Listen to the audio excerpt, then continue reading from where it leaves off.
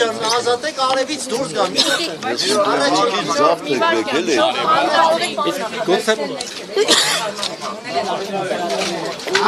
Սրանից էլ ներքև։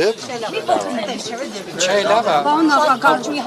Քոչարյանի ասուլիսին անդրադառնալով, որովհետև հիմնական թեզերը կարծեք ձեր անվան շուրջ էին պատտվում 2018-ին զանգել եք, 21-ին ասում է, որ դուք չեք խնդրել,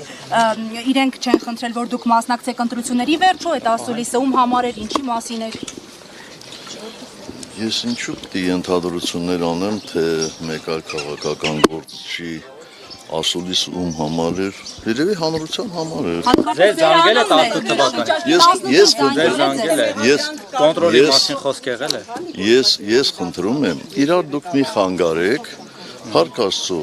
դատական նիստը վաղ ավարտվեց եւ ես ձեր տրամադրության տակ եմ, ինչի եք իրարից։ Հրաշալի է, հիմա զանգել է պարոն Իրենք ձեզ Քոչարյանը։ խնդրել են մասնակցել 2021-ին եւ զանգահարել է ձեզ արդյոք թե ոչ։ Ես ընդհանրապես հակված չեմ անձնական խոսակցություններ, անձնական զրույցները հրապարակայնացնել։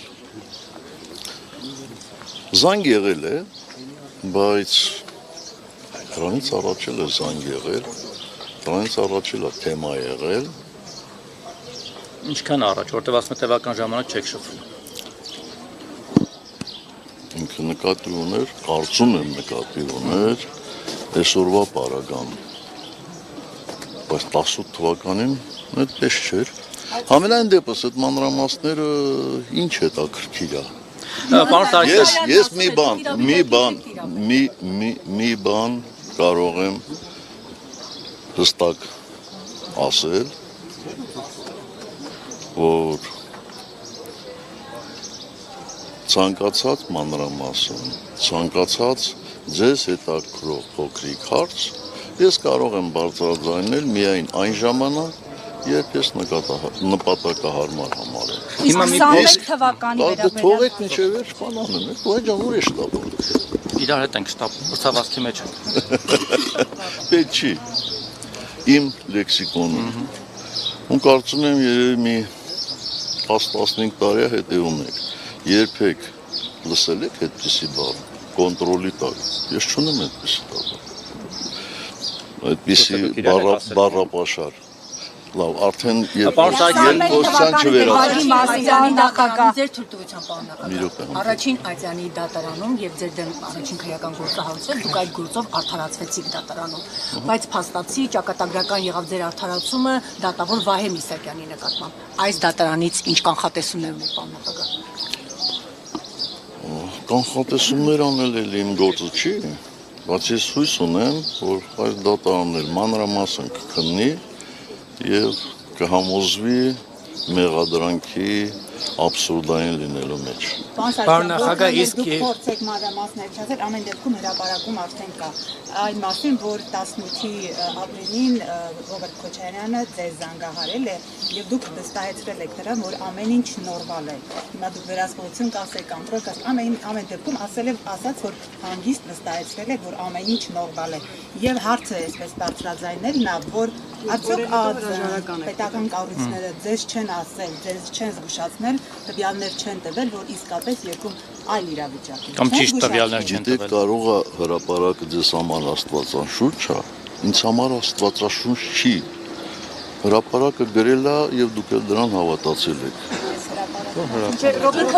Ռոբերտ Քոչարյանն է ասել։ Ձայնագրությունը կլսեք։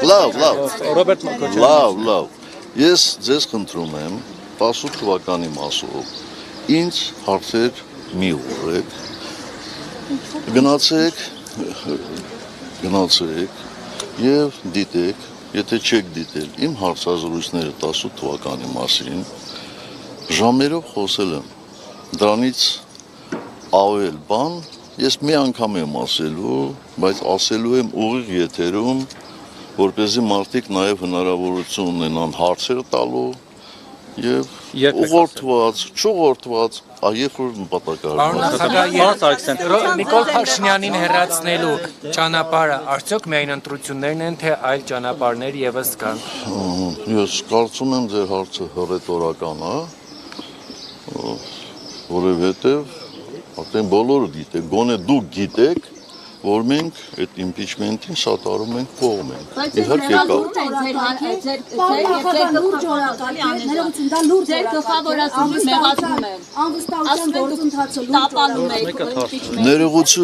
Ներողություն, բայց դուք սահմանադրության մեջ գրված հոդվածին անլրջությամբ եք վերաբերվում։ Սահմանադրության, Հայաստանի Հանրապետության սահմանադրության մեջ շատ հստակ գրված է, թե ինչպես կարելի է անվստահություն հայտնել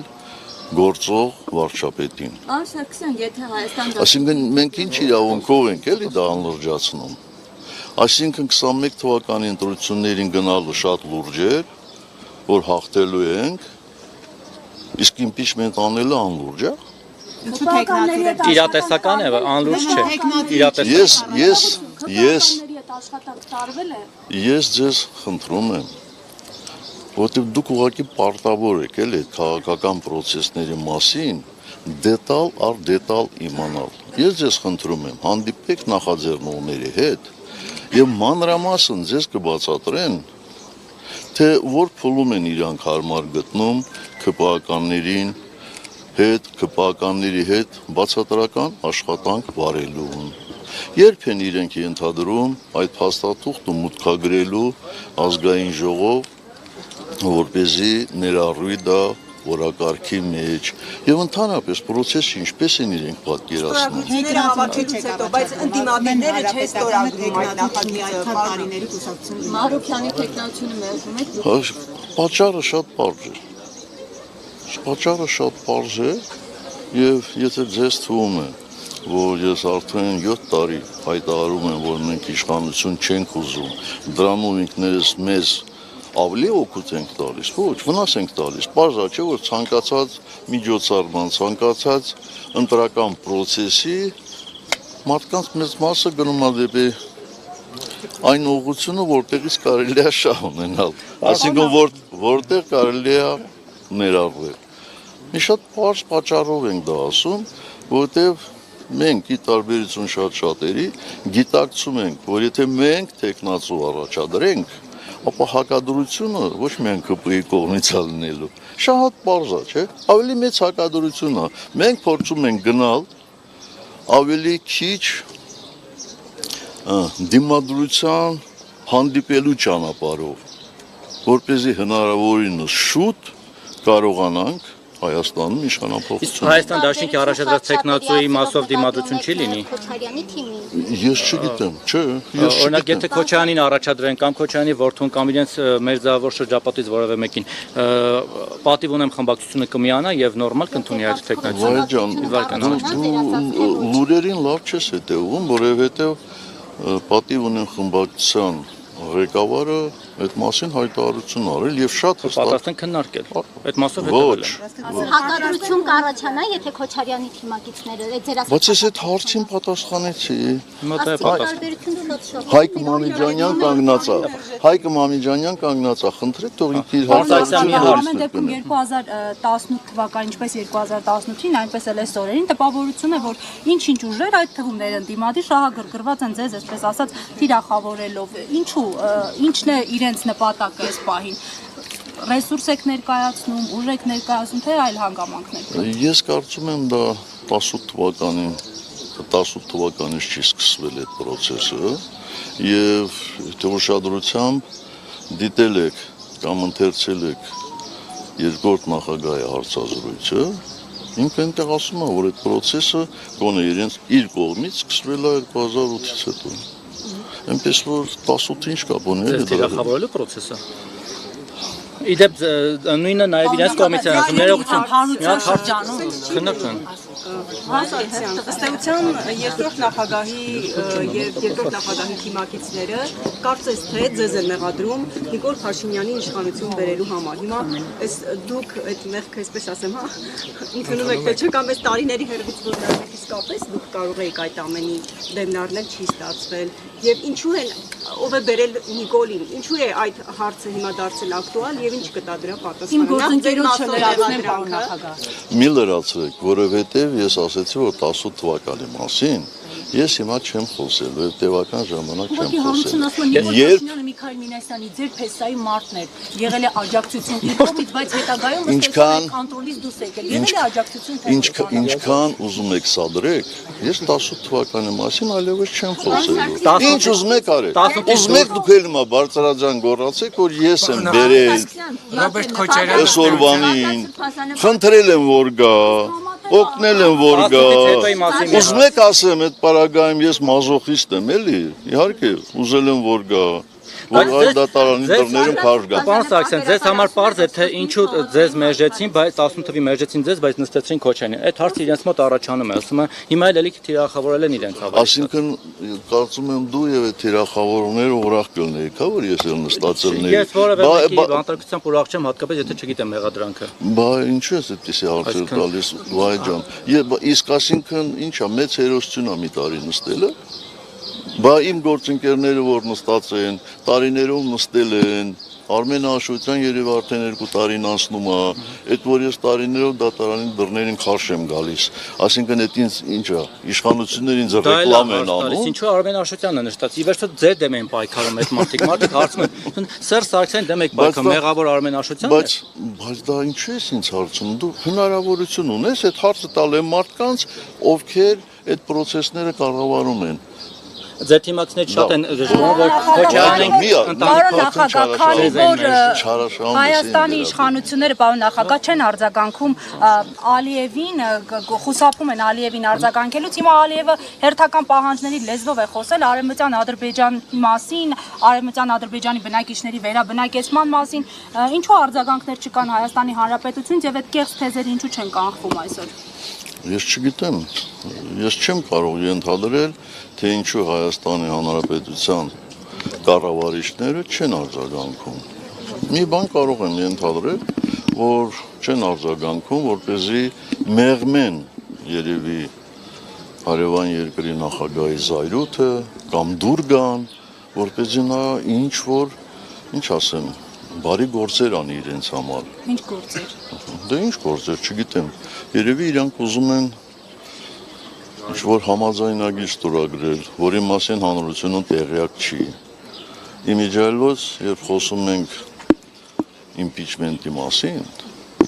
ձեզ որևէ մեկին չի հետաքրքրում, բա ինչու է մեր դիրքորոշումը այդպիսին։ Ինչու։ Նախ ասեմ հետևյալը, որ 2021 թվականին ես երբեք եւ որևէ տեղ չեմ ասել, որ մենք չենք գնալու ընտրությունների։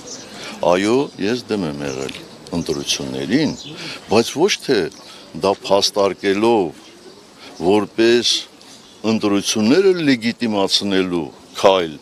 այլ ես շատ հստակ ասել եմ, որ ես խորապես համոզված եմ եւ իմ այդ համոզմունքը հիմնված է քաղաքական դաշտ եւ ժողովրդի տրամադրությունները ուսումնասիրելու վրա, որ միանշանակ այսօրվա կառավարիչը հաղթելու է այդ ընտրություններում, հաղթելու է եւ դառնալու ենք մենք մասնակիցը կապիտուլյացիայի լեգիտիմացման եւ միջազգային հանրությունը մեզ հայ ժողովրդին մեղադրելու է այդ կապիտուլյացիայի համար, ասելու է, որ ժողովուրդը թեև կապիտուլացվել է Հայաստանը, բայց վստահում է այսօրվա կառավարիչին։ Ինչ եւ տեղի ունեցավ։ Մի տարուկես եւ մեր դաշնակիցները եւ մեր գործընկերները դրա վրա են հողում կատարում։ Հիմա եթե սխալ եմ ես կանխատեսել, ասեք սխալ եմ կանխատեսել։ Հաջորդ տարվա ընտրությունների կապված Ես խնդրում եմ մի 3 ժամ ինձ տվեք, որպեսզի կարողանամ այդ բաները լսել։ Կասեք կշարունակեք բան անցնել։ Եվ ինչ ճանապարհ եք տեսնում Թույլ տվեք շարունակեմ։ Հիմա մենք ասում ենք պաշտպանում ենք impeachment-ը, ելնելով հետևյալ հանգամանքներից։ Մենք, այսինքն ես նկատի ունեմ հավաքական ընդդիմությունը, առնվազն 5 տարի հայտարարում ենք, որ այսօրվա կառավարիչների մեկ օր ավել մնալը իշխանության վնասում է Հայաստանի Հանրապետության շահերին։ Այդպես է, թե այդպես չի, ասել ենք, թե չենք ասել։ Խնդրում եմ, ասեք, եթե չենք ասել, ասեք, չեք ասել, ասել ենք։ Իսկ այդ ինչ պատահեց, որ հիմա էլ ասում ենք, չէ, մի տարի սպասենք, մինչև ընտրությունները գա։ Լավ։ Ես ասացի, 21-ի ընտրությունները շատ իրատեսական էին, ես իրատեսական չի, 21 եւ երկրորդ։ Դուք չէ, բայց իմ տարիքի մարդիկ գիտեն, որ բազմաթիվ են եղել դեպքերը մեր նորագույն պատմության մեջ, որ մենք գնացել ենք իրադարձությունների, որոնք շատ-շատերի կարծիքով հավանական չէին, բայց հաջողությամբ է պսակվել։ Բայց խնդիրը դրանում չի։ Ախր թույլ չեք տալիս պատասխանեն ձեր իսկ հարցին, էլի թույլ տվեք, խնդրում եմ։ Հիմա մենք կոնկրետ ես ինչ եմ կարծում։ Եկեք այս հարցին նաև երկխոսությամբ փորձենք պատասխանել, էլի։ Ինչ եք կարծում։ Հնարավոր է այս մի տարվա ընթացքում այսօրվա Հայաստանի կառավարիչները կատարեն մի քայլ, որը շատերի համոզման, չեմ ասում բոլորի, վնասակար կլինի Հայաստանի համար։ Օրինակ, կարող է մի քանի ամիս հետո այս կառավարիչները մի թուղթ ստորագրեն եւ ասեն Հայաստանից հանում ենք ռուսական սահմանապահներին, Հայաստանից հանում ենք ռուսական բազան, մեր անվտանգությունը արդյոք դրանով կամրապնդվի։ Սա մի հանգամանք, դուք հատկապես դուք կարող եք դա քիչ հավանական համարել, չէ՞, բայց ավելի լավ, ուրեմն ես ճշմարտություն եմ ուրեմն ես ասում։ Իրանք Արցախն են հանձնել, այդ մեկ, բա հենց այդ եմ ասում, որ տեղի չի ունենալու, վայ ուշադիր հետևի, խնդրում եմ ասածից։ Երկրորդ, լավ, դա ուրիշները, ոչ այստեղ հավաքված լրագրողները կարող են համարել քիչ հավանական։ Իսկ ինչ եք կարծում, ավելի շատ հավանական է, թե հավանական չի, որ տեսանել է ապագայում, այսինքն ամիսների ընթացքում, այս կառավարիչները այդ ստորագրեն իրենց ասած խաղաղության համաձայնագիրը։ Կարծում եմ ավելի հավանական է, չէ՞ որ դա կանեն։ Իսկ մենք գիտենք ինչ է այդ համաձայնագրում գրած։ Չգիտենք որևէ մեկս, ճիշտ է։ Իսկ հավանականությունը շատ է, թե քիչ, որ այդ համաձայնագրում Հայաստանի համար բացասական ավելի շատ կլինի, քան դրականը։ Հավանական է, չէ՞։ Իսկ լավ, եթե այդպես է, դες ստորագրելուց հետո նույնիսկ եղան ընտրություններ եւ ընդդիմությունը հաղթեց։ Ընդդիմությունը կարողանալու է շատ հեշտ ճանապարհով այդ համաձայնագիրը իջիկ դարձնել։ Բա հետո դրանից հետո ինքներս մեզ չենք մեղադրելու, այս մի տարի անգործության մատնվեցինք, մենակ սկսեցինք քննադատել սրանց։ 7 տարի է մեղադրում, 7 տարի, բա տեսնում եք, շնորհակալ եմ համաձայն լինելու եւ ներողություն, միգուցե այս գետնել դուք քիչ հավանական համարեք, բայց կարծում եմ, որ հավանական է, չէ, որ 1 ամիս, 2 ամիս, 3 ամիս հետո Հայաստանի հատվածից էլ ինչ որ մի հատված փոխանցվի Ադրբեջանին, ինչպես դա տեղի ունեցավ Տավուշում։ Եվ եթե փոխանցվի Ադրբեջանին, ապա լավ, էլի հաղթեցինք, ընդդիմությունը հաղթեց կամ մենք կարողանալու ենք դա ետ վերադարձնել։ Այսինքն դա լինելու է, չէ, ոնց են ասում, Էդոն Շարմազանով շատ ավելի լավ գիտի, կազուս բելի են ոնց որ թե դրան ասում, դա հիմնավոր պատճառ կլինի, չէ, եթե մենք փորձենք դա ետ վերադառնել ու Ադրբեջանը մեզ հետ, բա ինչ ենք անելու էլի, ասելու ենք դե ոչինչ, ջհանդամը, Ղարաբաղը հանձնեցինք, Արցախը տվեցինք, Հայաստանից տարածքներ տվեցինք, դե դրանց համեմատ ինչ է մի հատ անգ լավ, էդ էլ տանք բրցնենք, էլի մենակ իշխանափոխություն լինի, ես համաձայն չեմ այդ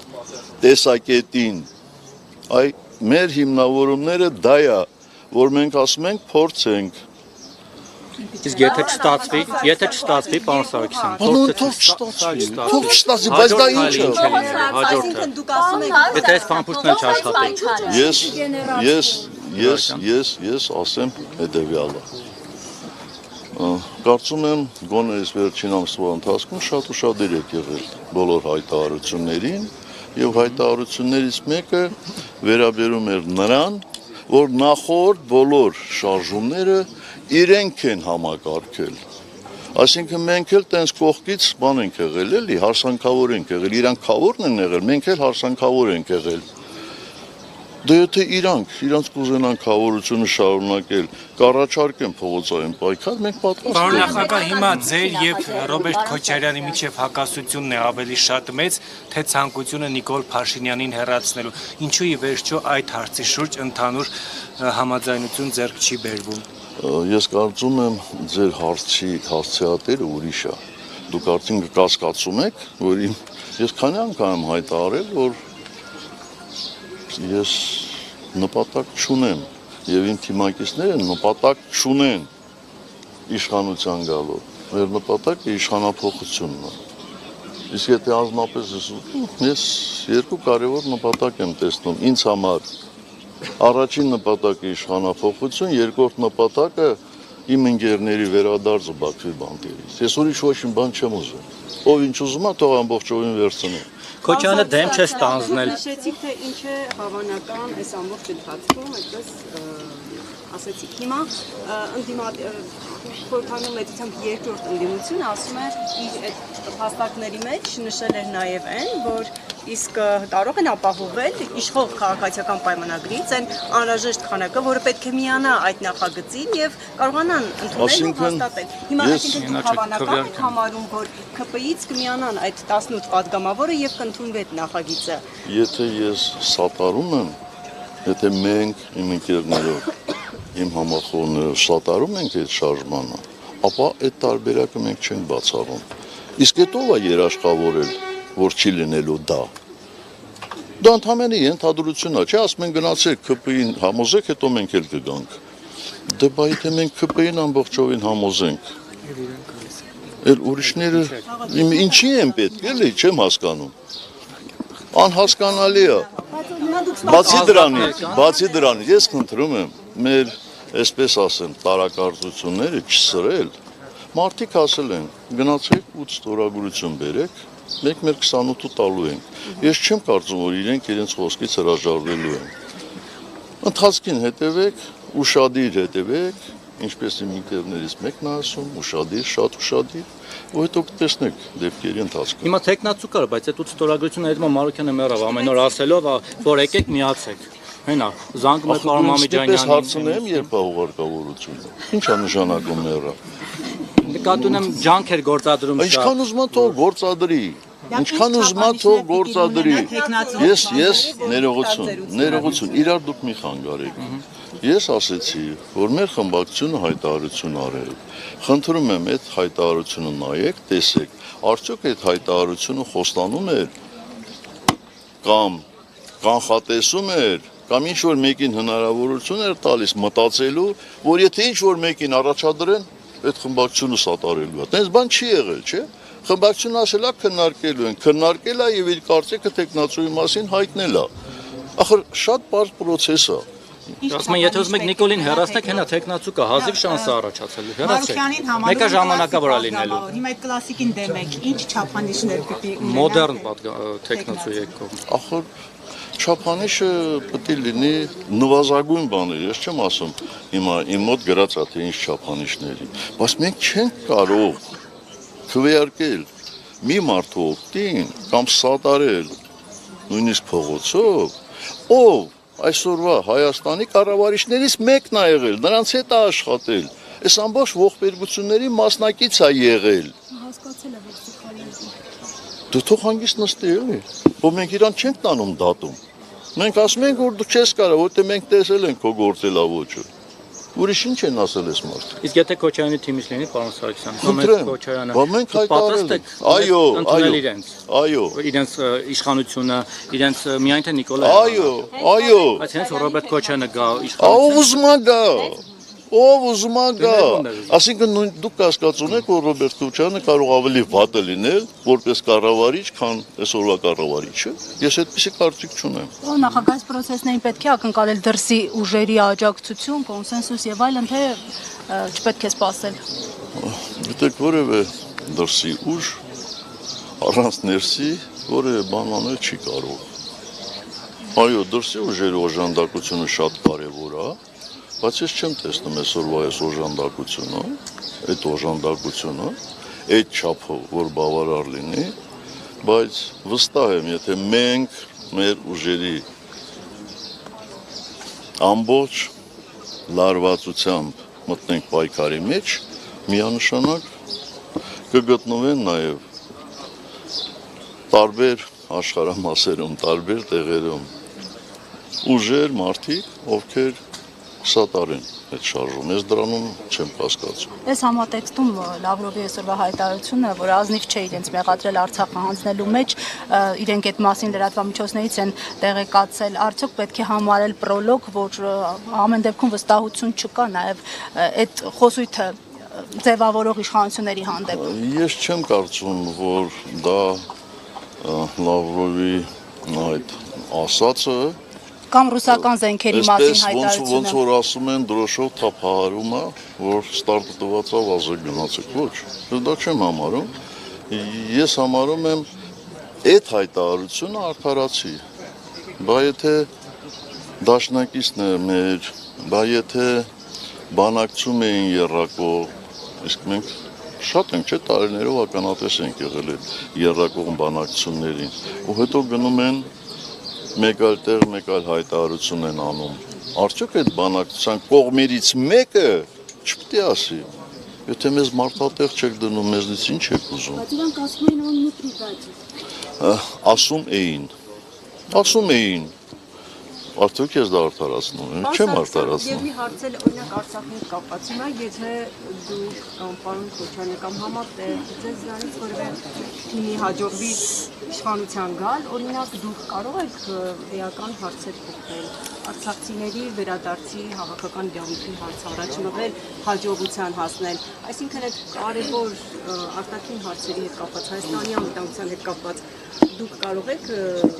շրջադարձային փոփոխություններ անել։ Եվ ինչպես եք պատկերացնում։ Ես քիչ առաջ ասեցի, որ ես հավակնություն չունեմ եւ ոչ էլ ցանկություն, որովհետեւ գիտեք, այդ բառերը հայերենում տարբեր նշանակություններ ունեն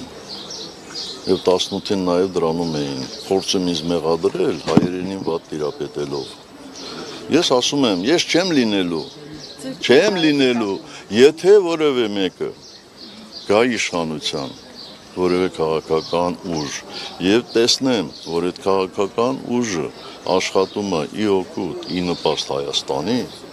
եւ եթե իրենք կարիք ունենան իմ խորհուրդների,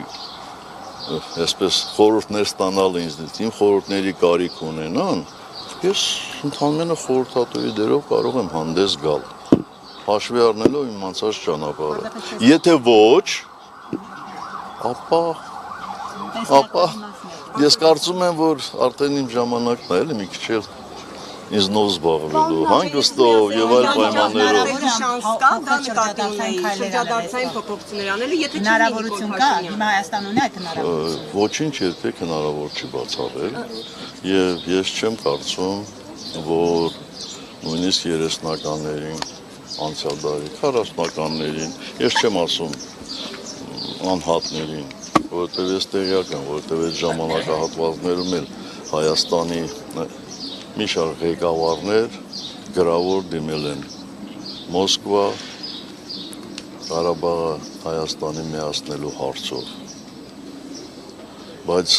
լայն հասարակությունը երբեք դրանով հենց առանձնապես չի զբաղվել, որովհետև շատ-շատերը համարել են, որ դա վերջնական է եւ վերջ։ Եթե լինեն անհատներ, լինեն քաղաքական ուժեր, ովքեր այդ գաղափարը վառ կպահեն, ես վստահ եմ, որ մի օր այդ գաղափարով հետաքրքրվելու են ուժեր, նաև Հայաստանից դուրս եւ հնարավոր է լինելու այդ գաղափարը իրականություն դարձնել։ Այսօր եթե նույնիսկ Ադրբեջանի ղեկավարությունն ասի, դե այս բոլոր արցախցիներին, բոլոր ղարաբաղցիներին, ովքեր գան, աղոհացով են դիմավորելու։ Ես չեմ կարծում, որ մի քանի 100 մարդուց ավելի կհամաձայնվեն գնալ այնտեղ, որովհետև երեխայի հարց կա, ընտանիքի հարց կա, վերաբերմունքի հարց կա եւ այլն։ Այդ վերադարձը անպայման պետք է ամրապնդված լինի միջազգային դերակատարներով։ Ուրիշ կերպ հնարավոր չի։ Դուք հիմա եք պնդում, որ Արցախի էջը փակված չէ, եւ Ինչ եմ անում։ 10 րոպե այդ մասին խոսեցի։ Փակված չէ, ապա ինչպես պիտի վերադառնա։ Բացեցի։ Դուք ասում եք միջազգային դերակատարների իշխանությունները խոսում են Միսկի խումբը լուծարելու մասին։ Էլ ինչ ճանապարհ կա։ Ախր դուք չեք հոգնել, ես կարծում եմ բոլոր արդեն հոգնել են այս կառավարիչների, դուք իշխանությունները եք ասում, ես կառավարիչներ եմ ասում, սրանց թերությունները արձանագրելով, բայց ինչի եք համեմատում, հետո եկող կառավարությունը, հետո եկող վարչապետը նույն կերպ է մտածելու, ամեն ինչ կարող է, դրա համար էլ ասում եմ, բոլորդ միավորվեք, գնանք փորձենք իմպիչմենտ անենք, որ այդ անդառնալի փոփոխությունները չլինի, բայց իմ ասածս էդ է։ Պարոն Սարգսյան, այս կառավարիչների դեպքում միայն թերությունը, թե նաև դավաճանություն, այս ամեն ինչ տեղի ունեցավ նաև դավաճանության հետևանք, թե միայն թերությունը։ Ես հակված չեմ, իհարկե մեկ-մեկ ես էլ եմ այդ բառը օգտագործում սրանց հասցեին բան, բայց ես շատ հակված չեմ առանց թղթային, փաստաթղթային ապացույցի ասել, որ սա 100%-ով էսպիսին է։ Խոսքը գաղափարական դավաճանություն։ Բայց ուրանալու, որոշակի արժեքներ այսինքն դու մի րոպե կասկածում եք, որ սրանք ուրանում են ամեն ինչը։ Եթե սրանք ուրանում են Հայաստանի անկախության հռչակագիրը, եթե սրանք ուրանում են հարյուրավոր մեզ համար, մեր ժողովրդի համար կենսական անհրաժեշտության հարցեր, երբ որ կասկածի տակ են դնում ցեղասպանության փաստը, այսինքն ստեղ ինչ խնդիր կա էլի, այսինքն մտածելու շատ երկար մտածելու դա հանգամանք կա։ Բա ի՞նչ է։ Արցախը ամեն ինչ է։ Ադրբեջանի մասը։ Բայց դավաճանությունը նորից եմ ասում, ինչպես տեսակ, դու բանալեցիր, չէ՞ ուղեցիր, հա? Քաղաքական թե ինչ դավաճանություն, տենց բաներ ասեցիր էլի։ Դե հիմա իրանք իրանց ասածներն են։ Իրանք ասածներն են։ Միշտ փորձում հաջորդ ստով հերքել, հետո այդ երկրորդը հաջորդ ստով առաջի երկուսը հերքել, բայց ինչ է։ Նախագահ ձեր թույլտվությամբ թերևս վերջին հարցը 2020 թվականի Դուք էստեղ շեփեք։ Կարելի է դատարանում շեփ։ Այսօր բոլորը եկել են այն կառույց, որտեղ ըստ էության երկու հոգի են մշտապես լինում։ Որովհետև առաջին անգամ շեփ անվանեցին, դրա համար եմ ասում, էլի։ Ուզում եմ ասել, որ ես մեր կուսակցության շեֆը չեմ։ Ես ՀԿ-ի նախագահն եմ եւ պաշտոնատող հանրապետության երրորդ նախագահ։ Ես ձեր թույլտվությամբ իրենց շեֆը չեմ, լրագրող եմ։ Ձեր թույլտվությամբ պարոն նախագահ 2020 թվականին դուք բավականին աղմկարույց հայտարարություն արեցիք կապված, որ Նիկոլ Փաշինյանի իշխանությունը պատերազմի օրերին 1 զրահաբաճկոնը $600 էր գնել։ Այդ հայտարարությունից անմիջապես հետո որոշ ժամանակ հետո Նայիրի Սարգսյանն ընդհանրապես ազատվեց պաշտոնից։ Բայց մեզ այդպես էլ անհայտ մնաց։ Օգնեք պարոն նախագահ, մեզ տեսնենք այդ զրահաբաճկոնների պատմությունը, այդ ինչ պատմություն է։ Բարդ պատմություն է, եթե չեմ սխալվում, փաստաթուղթել ենք մենք հրապարակել, այսինքն կառավարությունը ուղիղ, ոնց ասեմ, հա, ուղիղ ճանապարհով, այսինքն կառավարությունը, եթե չեմ սխալվում, կառավարիչի օգնականը, մեկ անձից գնում է կատարել եւ իմ պատկերացումներով այդ զրահաբաճկոնները այդքան չարժեին, բայց ամենակարևորը արժեին չարժեին։ Ինչու է կառավարությունը այդ գնումը կատարում։ Դրա համար պաշտպանության նախարարություն կա եւ այլն եւ այլն։ Դրանից պարզ, էլ ինչ կարա լինի, էլի։ Փաստաթուղթը որ խնդրեմ կտակ։ Օ, ես չգիտեմ, մնացել է թե չէ, բայց վստահ եմ, այստեղ առնվազն 5-6 լրագրող կա, որ իրենց խմբագրությունում այդ փաստաթուղթը կա։ Եթե էլեկտրոնայինը 100%-ով ունի։ Բայց ես խոստանում եմ ձեզ, նայեմ Ժողովուրդ օրաթերթից եմ։ Ես խոստանում եմ գտնել եւ ձեզ ուղարկել։ Պարոն նախագահ, Լևոն Տեր-Պետրոսյանի եւ Նիկոլ Փաշինյանի մոտեցումների տարբերության հետ կապված հայտարարություն էի կարել, բավականին քննադատվեց այդ առումով, ինչ կարող եք ասել, ասում են փորձել է Լևոն Տեր-Պետրոսյանին մաքրելու եւ հնարավոր կոալիցիա են տեսնում ընդդեմ Քոչարյանի։ Ես ասում եմ այնինչ կա քննարկումների առանցքում։ Հավեշտական է, դա ծիծաղելի է, որտեվ նախ Լևոն Տեր-Պետրոսյանը որևէ մեկի կարիքը չունի, եթե անհրաժեշտություն կա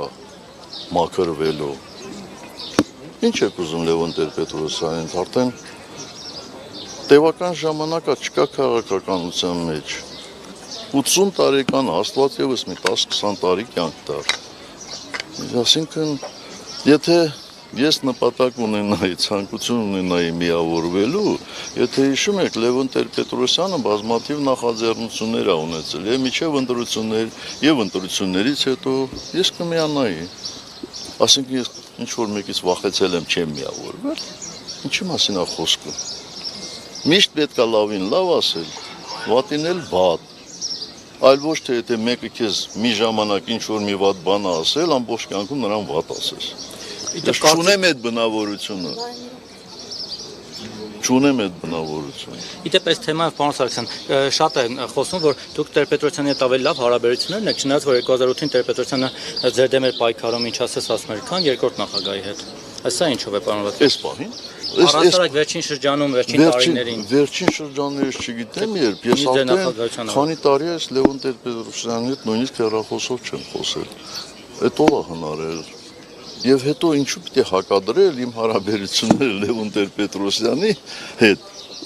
իմ հարաբերություններին Ռոբերտ Քոչարյանի հետ կամ մեկ ուրիշի հետ։ Ասում նույնիսկ աջակցում եք կամ ֆինանսավորում եք իրենց ընտրությունների ընթացքում լավ հարաբերություն, այսպես մամոնում հրապարակումներ են։ Դե գիտեք, ես չգիտեմ դա ով է ասում, ով որ ասում է, երևի ինքը շատ ֆինանսներ ունի,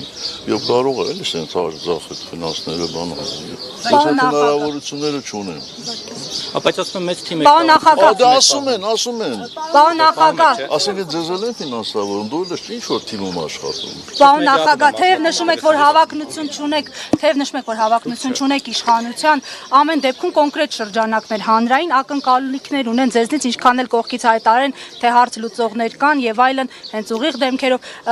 այդ մարդկանց ակնկալիքները ինչպես պիտի արդարանան։ Այսինքն այդ մարդիկ ինձ համակրում են, որպեսզի ինչ անենք, որպեսզի մենք իշխանություն ունենք, իրենք էլ այդ իշխանությունից օգտվեն։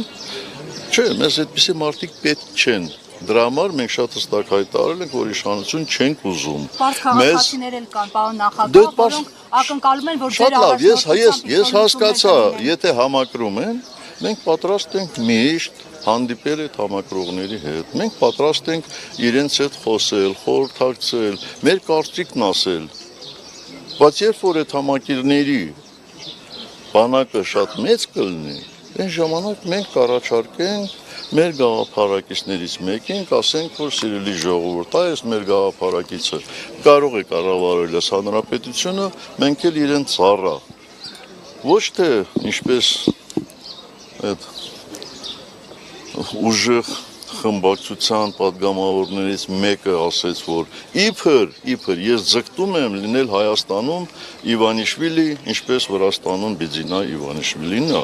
ու ինչ ուղղակի, ինչ ասեմ, աբսուրդ է, էլի, աբսուրդ։ Այդ նման մարդիկ միշտ արտահայտում են, փորձում են ուրիշին վերագրել, այն ինչ որ իրանց հոգու խորքում է։ Դա ծիծաղելի է դա։ Երբ խոսեց համակիրներից, ուզում եմ նաև այլ մյուս խմբի մարդկանց կամ քաղաքական գործիչների ասածները ուղղակի հարցնել դրա մասին, տեսեք նաև այսպես են ասում, որ նախկինները, այսինքն Հայաստանի երկրորդ պաշտոնաթող նախագահներն ու գործող իշխանությունը իրար օդի ջուրի պես պետք են, որովհետև այդ փոխադարձ վեճի մեջ ամրանում է Նիկոլ Փաշինյանը, նաև ասում են ինչու չեն հեռանում դաշտից թե գործողը թե նախկինները, որ նոր ուժեր գան եւ մարդիկ այլընտրանք ունենան։ Հեռանալ ընդհանրապես, որ հանրապետականը ոչ մի process-ի չմասնակցի։ Դրա մասին մտածել եք, պարոն Սարգսյան, օրինակ։ Դրա մասին, որ այդ ասածների մասին, թե հեռանալու մասին։ Երբ որ ես զգամ, որ ես Հայաստանի Հանրապետական կուսակցությանը բեռ եմ, ես վարկյան անգամ չեմ հապաղի։ Երբ որ ես տեսնեմ, բայց երբ որ ես ինքս տեսնում եմ, իմ ընկերների վերաբերմունքն եմ տեսնում, ես դա ուղղակի տմարդի արարք կհամարեի, եթե հիմա գնայի մեր տանը նստեի։ Գիտեք, ես չեմ հասկանում այն մարդկանց, ովքեր համարում են, թե Հայաստանի քաղաքական դաշտը մի մարդատար մեքենա է, այսինքն մենք նստել ենք այդ մեքենան, այլևս իրանց համար տեղ չկա, ասում են իջեք մենք անք նստենք։ Բայց այս դաշտը ազատ է, թող դրսևորվեն, թող համախոհներ ձեռք բերեն, թող համակիրներ ձեռք բերեն, թող իրանց խելացի խոսքերով մարդկանց գրավեն դեպի իրենց ով է խանգարում։ Եվ այդ ասողներն ովքեր են, ես մի անգամ դրանք անդրադառնամ, էլի ոտի վրա չանդրադառնամ, իրանց գնահատականները կտամ, ես եմ ձեր շնորհակալ, բայց ես կարծում եմ, դուք պրոստը ձեր հարցերը ուղղակի, ձեր հարցերը սպառում եք, որտեղ ինչպես տեսակ, դեռևս հա դատեր են լինելու, էլի կարծում, եթե նեղություն չլինի գալու եք, ոչ, ես մի ուրիշ ձև կընտրեմ, բոլորդ, ոչ միայն դուք, այլ նաև ձեր ամբողջ շրջապատը հնարավորություն կունենա ինձ հարցեր տալու։ Ես կարծում եմ դա ավելի ճիշտ մոտեցում է, քան այլ ձևաչափեր։ Շատ երկար չի լինի ու ծավալուն, պարոն Սարգսյան։ Դե ես տենց չեմ կարծում, նոր դատավորը հարցրեց իմ առողջության մասին, ասի ամեն ինչ ոնց որ տեղն է, էլի։ Դե թող 3-4 ժամ լինի, ինչ ա եղել։ Գիտեք, թույլ չեն տալիս, որ մեկնեք երկրից, Թույլ չեն տալիս, վաղուց չեն տալիս, ցավոք սրտի։ Ձեր տեղը զգացվում Ես չեմ ուզում զուգահեռներ տանել։ Մանվել Գրիգորյանի մասին եմ ուզում հարցնել, քանի որ դուք վերջերս անդրադարձել եք, բայց այնտեղ էլի վիճահարույց բաներ կասում եք, Մանվել Գրիգորյանը ինքն է խնդրել, որ կողմ քննի։ Դրանում ինչպես համոզվենք, որովհետև Դրանում ինչպես համոզվեք, որովհետև գեներալը ցավոք սրտի չկա եւ տեսանք, որ հանրապետականի կողմից աջակցություն մեծամասամբ չեղավ։ Ես հայտարարություն նկատի չունեմ, որովհետև հայտարարություն եղել է, բայց օրինակ դատարանում մենք չենք տեսել շատ հանրապետականների, ովքեր կասեին, որ գեներալին անիրավի դատում են։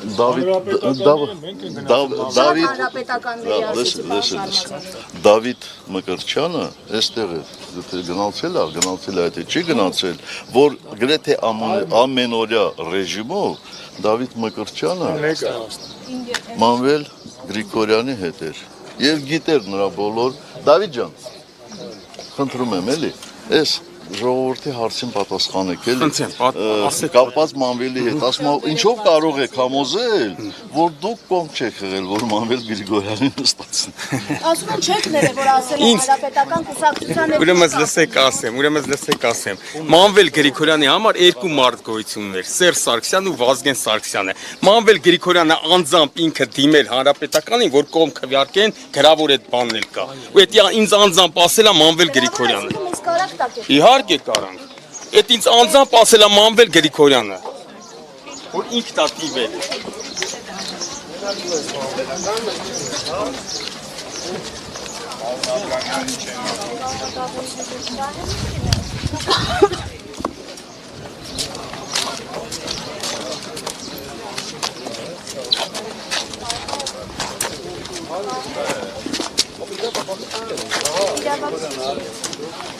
Ահա, ես ոչ